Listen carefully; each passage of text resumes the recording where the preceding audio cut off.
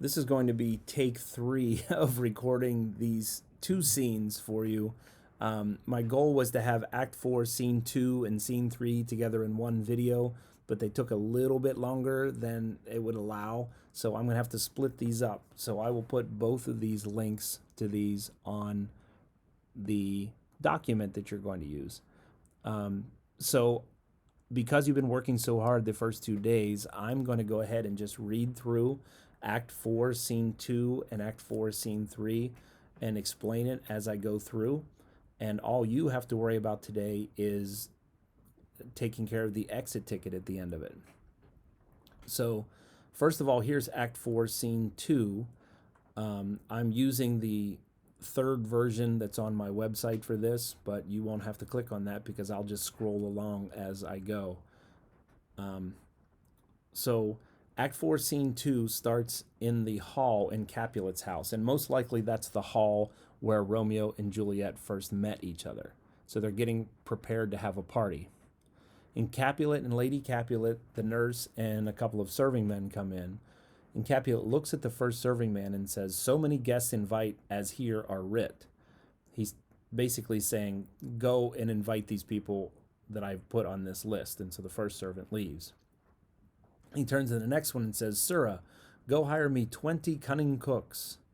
And the second servant said, "You shall have none ill, sir, for I'll try if they can lick their fingers." Capulet responds with, "How canst thou try them so?" "Marry, sir, 'tis an ill cook that cannot lick his own fingers. Therefore he that cannot lick his fingers goes not with me." Now, the servants, as I mentioned before, oftentimes dropped in here as a little bit of comic relief, okay? And basically the point that he's making there is that, well, if you want a good cook, you have to go and ask them to lick their fingers. So that's what I'll do. I'm going to ask them to lick their fingers. His plan is to go to professional chefs and ask them to lick their fingers. And if they won't do it, then he's like, well, then you must make bad food, so therefore I'm not going to hire you. And Capulet just, you can see him rolling his eyes and just say, "Go, be gone." And the second servant leaves. Capulet continues with, "We shall be much unfurnished for this time. What, is my daughter gone to Friar Lawrence?" And this is the nurse. "Aye, forsooth." "Well, he may chance to do some good on her. A peevish, self-willed harlotry it is." He's basically saying, well, hopefully Friar Lawrence can do something with her because she's just a spoiled little brat. The nurse sees Juliet coming in and says, "See where she comes from shrift with merry look?" She's like, well, she's looks happy right there.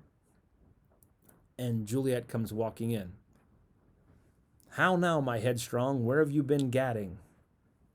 Juliet responds with, "Where I have learned me to repent the sin of disobedient opposition to you and your behests, and am enjoined by holy Lawrence to fall prostrate here and beg your pardon."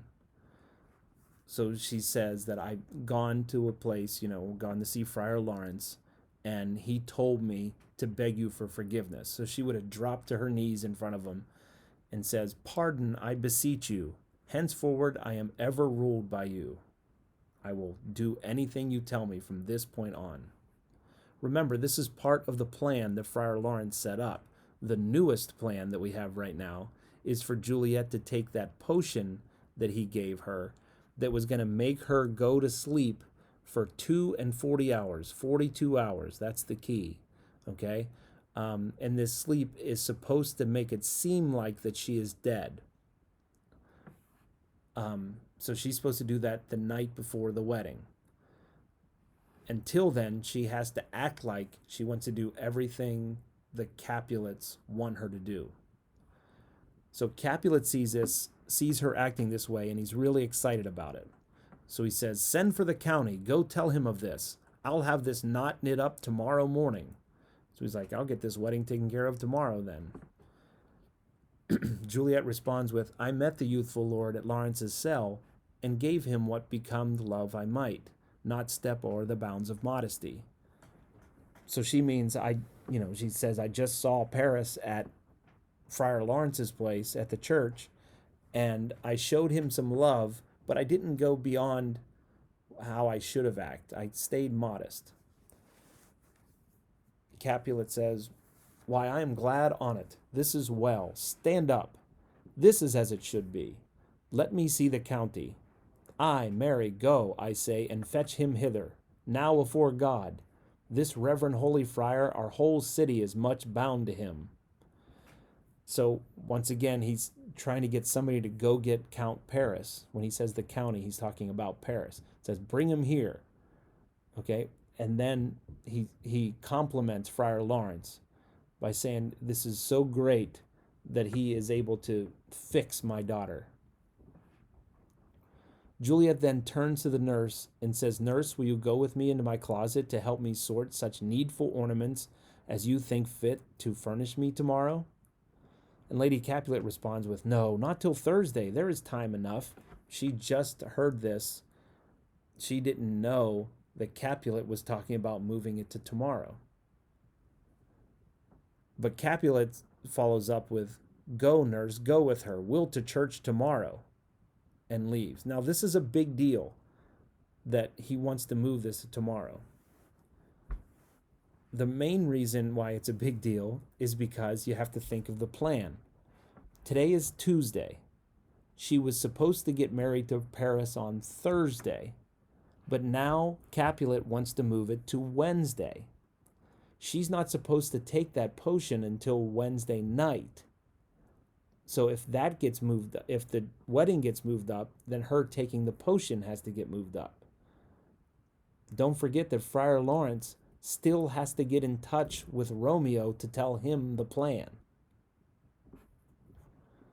So Lady Capulet's a little upset that Lord Capulet moved the wedding to tomorrow. And she says, "We shall be short in our provision. 'Tis now near night." Meaning, we don't have a lot of time now. It's almost nighttime. We can't get this ready by tomorrow. And Capulet responds with, "Tush, I will stir about, and all things shall be well. I warrant thee, wife. Go thou to Juliet, help to deck up her. I'll not to bed tonight. Let me alone. I'll play the housewife for this once." So remember, we've discussed the feminist critical perspective. He's basically saying, it's woman's work to get this type of party set up, but you know what? I'll take care of it. Just leave me alone. I'll do it. I'll stay up all night and I'll get it taken care of. But then he says, "What? Ho, they are all forth?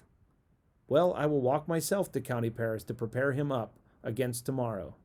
My heart is wondrous light since this same wayward girl is so reclaimed." So what he realized as he was talking, he turned around and said, "Oh, everybody's gone? It's just me? Well, I guess I'll go to Paris and tell him that tomorrow he's going to get married. He has to be here tomorrow." And then he ends it with, "Oh, I'm so happy that my girl has been fixed." And that's how this scene ends. So the next video on here will be Act 4, Scene 3.